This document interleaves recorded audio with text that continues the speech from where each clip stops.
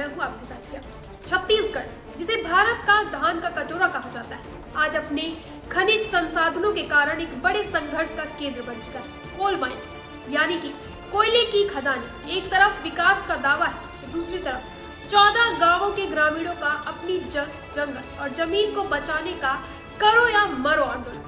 रायगढ़ के तमनार ब्लॉक में Jindal power limited यानी कि जेपीएल की प्रस्तावित खदान के खिलाफ 5 दिनों से ग्रामीण धरने पर हैं। उनका साफ कहना है जमीन नहीं देंगे। लेकिन यह कहानी सिर्फ रायगढ़ की नहीं है। सरगुजा में पुलिस और ग्रामीणों के बीच भीषण झड़प हुई और जिसमें पुलिस कर्मियों को पथराव का सामना करना पड़ा। वहीं कोरबा में सीआईएसएफ ने प्रदर्शनकारियों को दौड़ा कर पीटा। ठीक है, इस पर एक रिपोर्ट। रायगढ़ का मोर्चा, जमीन नहीं देंगे। सबसे पहले बात रायगढ़ के तमनार ब्लॉक की, जहां जिंदल पावर लिमिटेड के गारे बेलमा कोल ब्लॉक सेक्टर 1 आवंटित किया गया है। लेकिन 14 गांवों के ग्रामीण इस खदान के खिलाफ 5 दिसंबर से धरने पर बैठे हैं। उनका विरोध जनसुनवाई को निरस्त करने की मांग पर केंद्रित है। इन ग्रामीणों की चिंताएं जायज और गंभीर है। तमनार इलाका पहले से ही औद्योगिक प्रदूषण की भारी चपेट में है।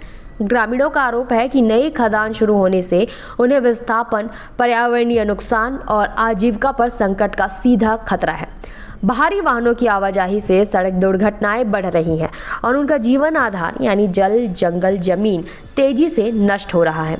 इस विरोध प्रदर्शन को स्थानीय समर्थन भी मिला है। लैलूंगा विधायक विद्यावती सीदार ग्रामीणों के समर्थन में मौके पर पहुंची और जन सुनवाई रद्द करने की मांग की।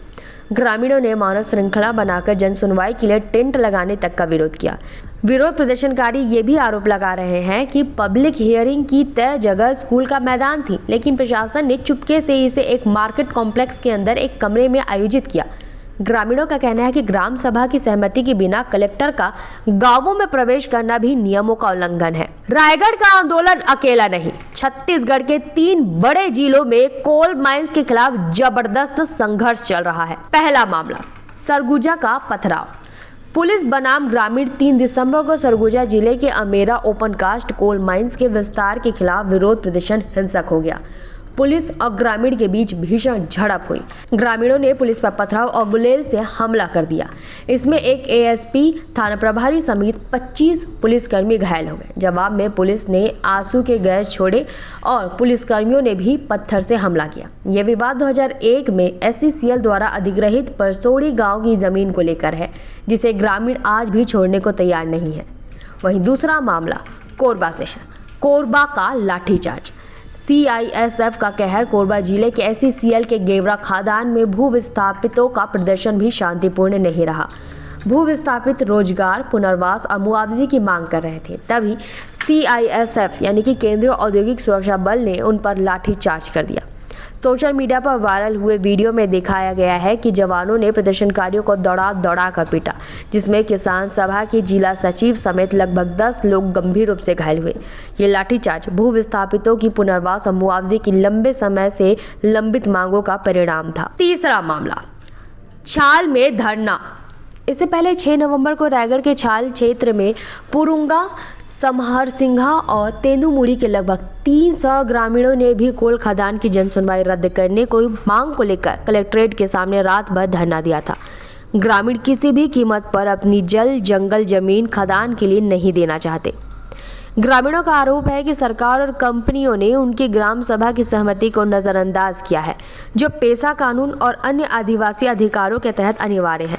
उनका मानना है कि अल्पकालिक आर्थिक लाभ के लिए उनके दीर्घकालिक पर्यावरणीय और आजीविका अधिकार का दांव पर लगाया जा रहा है। तमनार के ग्रामीणों का कहना है कि वे पहले से ही अत्यधिक प्रदूषण से जूझ रहे हैं।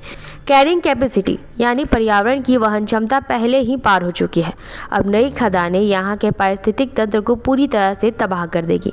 इन संघर्षों ने छत्तीसगढ़ में एक बड़ा सवाल खड़ा कर दिया है, विकास और पर्यावरण के बीच संतुलन कैसे स्थापित किया जाए। जब तक भू विस्थापितों को उचित मुआवजा, पुनर्वास और स्थानीय लोगों को उनके संवैधानिक अधिकार नहीं मिलेंगे, तब तक ये कोल वॉर शांत नहीं होने वाले।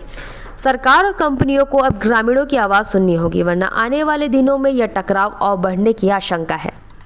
छत्तीसगढ़ की कोयला खदानों के आसपास का माहौल बेहद तनावपूर्ण है। रायगढ़ के 14 गांवों का जमीन नहीं देंगे का संकट, सरगुजा की हिंसक झड़प और कोरबा में CISF की कार्रवाई, ये सब इस बात का संकेत है कि स्थानीय लोग अब अपनी जल, जंगल और जमीन की रक्षा के लिए किसी भी हद तक जाने को तैयार है। फिलहाल इतना ही, आगे के अपडेट्स के लिए बने रहे निशान निवास पर।